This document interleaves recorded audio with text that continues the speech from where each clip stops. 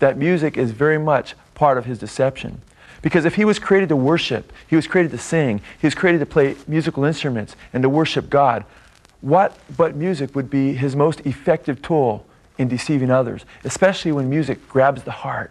And he's embedded so much deception and so much rebellion in his music. And since he himself wants to be worshiped, why would he not use music to direct worship away from God, as it so clearly is in the world that we live in, and toward himself? In fact, the scriptures go on to say, "You said in your heart," speaking of Satan or Lucifer, "I will ascend to heaven, I will raise my throne above the stars of God. I will sit enthroned on the mount of the assembly, on the utmost heights of the sacred mountain. I will ascend above the tops of the clouds. I will make myself like the Most High." He wanted to be like the Most High God. "But you will be brought down to the grave, to the depths of the pit. His days are numbered." You see, Satan wanted to be like God. And Satan manifested this lie among the angelic realm, and many of them followed him. And many of the angels who followed him are submitting to him now, and the fallen angelic realm is now submitting that lie to the human race. In fact, the very first lie that man received was, "You shall be as God," even as he wanted to be like God. In fact, the scriptures tell us that this will be the lie of the Antichrist coming in the future, which all of this music that we're looking at is headed toward ushering in. In fact, the Bible tells us in 2 Thessalonians chapter 2, it tells us that no one deceive you by any means for that day concerning Christ's coming. That day will not come except there come a falling away first, and the man of sin be revealed, the son of perdition, who exalts himself above all that is called God or that is worshipped as God, so that he sits in the temple of God, showing himself that he is God. So this is a lie that's been with us since the very beginning, and will be a lie that's with us until the end, when Jesus Christ comes and judges Satan and the Antichrist.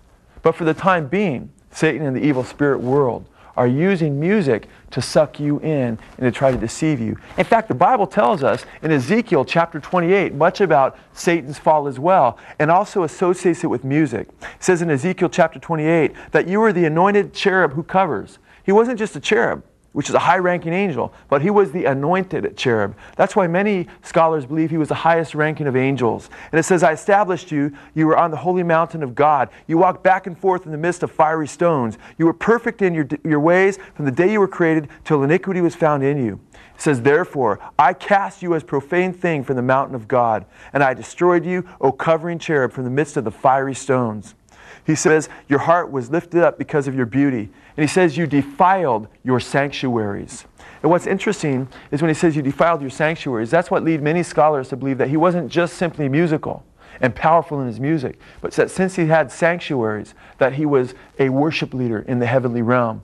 The fact that he profaned his sanctuaries has led many scholars to believe, like Donald Gray Barnhouse, that Lucifer was not only a very powerful musical being who has rebelled against God and led a rebellion, but that he actually was a worship leader in heaven. In fact, it's interesting, Barnhouse states that Lucifer was one time designated with a lofty title as the anointed cherub that covers, and that he goes on to state that the fact that Lucifer had sanctuaries indicated both worship and priesthood. It would appear that he received the worship of the universe beneath him and offered it to the Creator above him.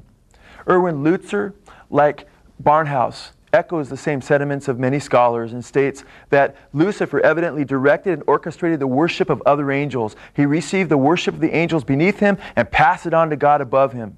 None of the adoration was to be diverted along the way. God alone deserved all that was accorded him. Most other scholars he mentions believe that he was near the throne of God, and some believe on the earth during some of this worship. Whether on earth or in heaven, it seems clear that Lucifer was a cheerleader for the Almighty. He goes on to state he was God's worship leader, the director of choirs and coordinator of praise.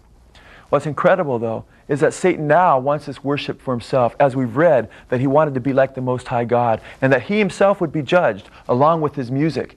And now what's incredible as well is Jesus said that he beheld Satan as lightning falling from heaven, and that when Satan fell to this earth, he did not cease his campaign to direct worship toward himself.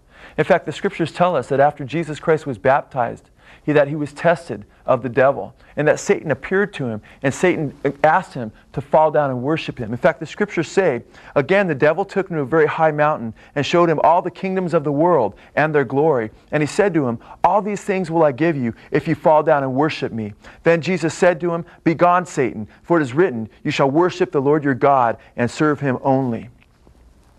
Incredibly, Satan did not receive worship, thank God, from Jesus Christ, or nobody could be saved, because then there would be nobody to redeem us. But Satan moved from that area all around and seeks worship to this day. But Satan moved from that temptation to tempt many other people.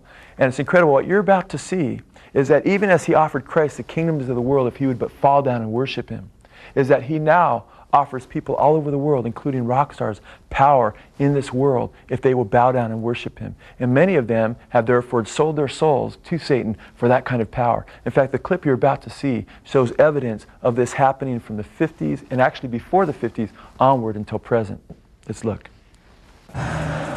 Black Sabbath, who from the 1960s have been instrumental in turning countless of thousands of youth towards Satanism, did not leave any mystery as to whom they were serving when they titled one of their albums, "We Sold Our Soul for Rock and Roll." Black Sabbath was named after a satanic being that appeared to bass player Geezer Butler after he had already painted his house black and adorned it with upside-down crosses and depictions of Satan. This satanic being that appeared at the foot of Butler's bed is considered the fifth mystical member of Black Sabbath, who gave